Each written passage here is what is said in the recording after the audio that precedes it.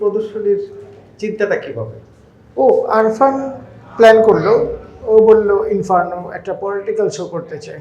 তাই আমি ভাবলাম যে সময় তো খুব কম ছিল, ও বললো আমাকে একটা এই সময় নিয়ে আমরা কি করতে পারি, আর্টিস্টরা তো কোনো কাজ টাজ করলাম না আমরা জুলাইয়ের মুভমেন্ট নিয়ে বা আফটার জুলাই যে সিচুয়েশনস। আমি বললাম তাহলে তো বাস্তবতা হলে আমার কাছে দুযোগের মতো মনে হচ্ছে, তাহলে আমি একটা দুযোগের ছবি এঁকে দিই। তো আলটিমেটলি এই সময়টার মধ্যে দিয়ে যে ফ্রাস্ট্রেশন তৈরি হয়েছে, যে স্বপ্ন মানে একটা নতুন জ্বলন্ত উনুন থেকে ফুটন্ত করাইতে, এই বাস্তবতাটা আমাদের সবার মধ্যেই তো একটা ইনসিকিউরিটি তৈরি করছে, কনফিউশন তৈরি করছে, আর নতুন সময়টা কি হবে সেটা নিয়ে আমাদের মধ্যে একটা সন্দেহ তৈরি করছে। আর চারপাশে মব কালচার, তারপরে সিদ্ধান্তহীনতা, সব কিছু মিলে অ্যাজ এ আর্টিস্ট হিসাবে আমি নিজে অনেকগুলো কাজ করছি, কারণ মনে হচ্ছে লেখা দিয়ে প্রকাশ করলে মব আক্রমণের শিকার হতে পারে কিনা।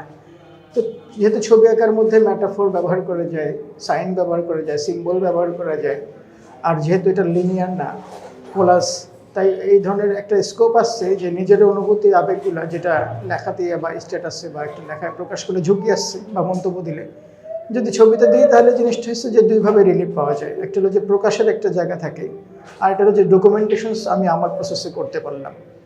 তো এইভাবে এই সময়টাকে আসলে আর্কাইভিং করাটাই আমার মূল প্ল্যান।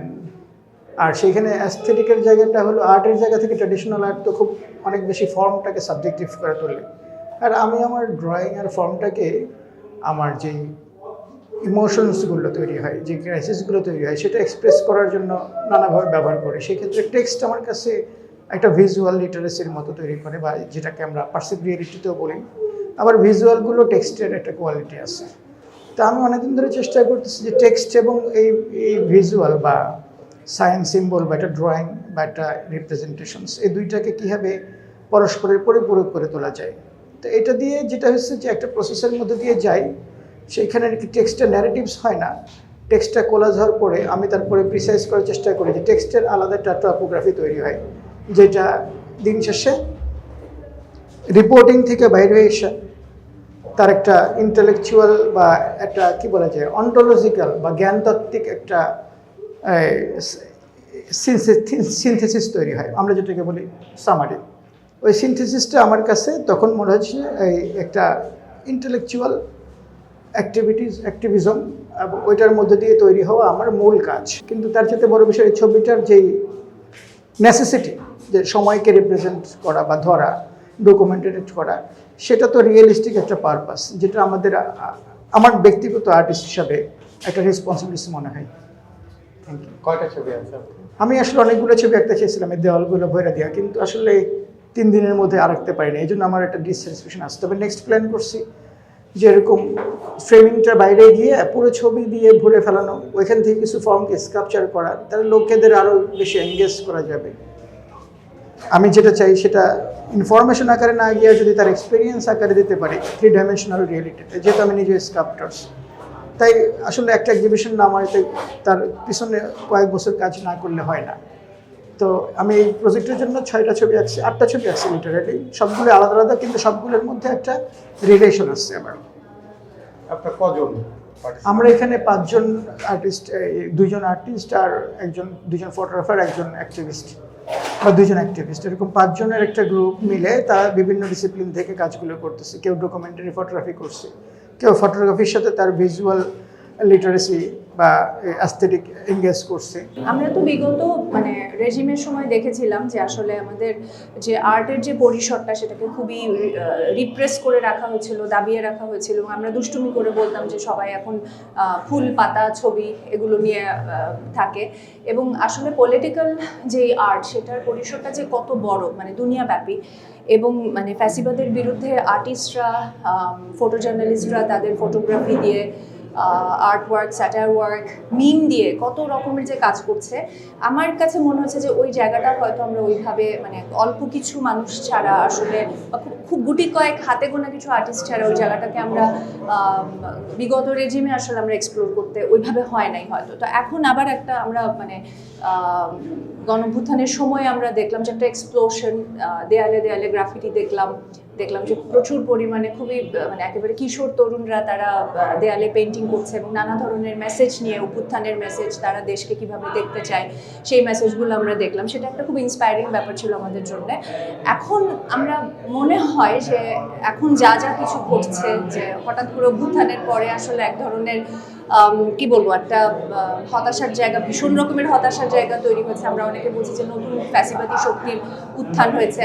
তো এইরকম একটা খুব টার্ময়েলের ভিতরে আসলে আমার মনে হয় যে পলিটিক্যাল আর্টিস্ট যারা রয়েছেন, যারা পলিটিক্যাল মানে তার আর্টের ভিতর দিয়ে তার যেই পলিটিক্সটা প্রকাশ করেন, তাদের একটা সমন্বয়ে, তাদের একটা কালেকটিভ একটা কাজের একটা আমরা এখানে প্রকাশ দেখলাম এই এই কালেকটিভ এক্সিবিশনে।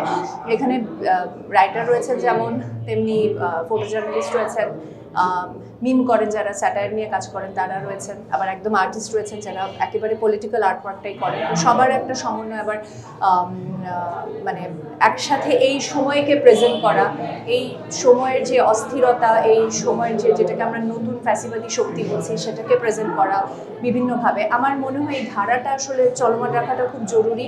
এবং আর্টওয়ার্কের বিভিন্ন ফর্মের ভিতরে তো অবশ্যই মানে আমি ব্যক্তিগতভাবে আমি নিজেও যেহেতু একজন পলিটিক্যাল অ্যাক্টিভিস্ট হিসেবে পরিচয় দিতে স্বাচ্ছন্দ্য বোধ করি, আমার মনে হয় যে এইটা বাংলাদেশে আসলে একটা খুব মানে খুব একটা পারফেক্ট সময় আসলে আর্টিস্টদের জন্য আবার নতুন করে আমাদের আসলে কি করতে পারি, আমরা কিভাবে আমরা ক্ষমতাকে চ্যালেঞ্জ করতে পারি, সেই জায়গাগুলো আর্টের ভিতর দিয়ে এক্সপ্রেস করা। তো আসলে এখানে কিউরেটর যিনি আরফান আহমেদ আমাকে যেটা বললো যে আপনি যেহেতু রাইটার, আমরা চেষ্টা করছি যে রাইটিংকে কিভাবে আর্ট ফর্মে প্রকাশিত করা যায়। তো আমি ওকেই বললাম কিভাবে করতে পারি। তো বললো যে একটা ভালো হতে পারে যে দেয়ালে মানে আপনার লেখাগুলো, যেহেতু আমি মানে ডেভেলপমেন্টের সাথে জড়িত, যেই ধরনের রিপ্রেশন হয়েছে, ডিসপ্লেসমেন্ট হয়েছে, সেটার উপর একটা দীর্ঘ সময় লিখেছি। তো ও বললো যে এটার মানে এই লেখাগুলো থেকেই কিছু বাছাইকৃত লেখা নিয়ে দেয়ালে লিখতে।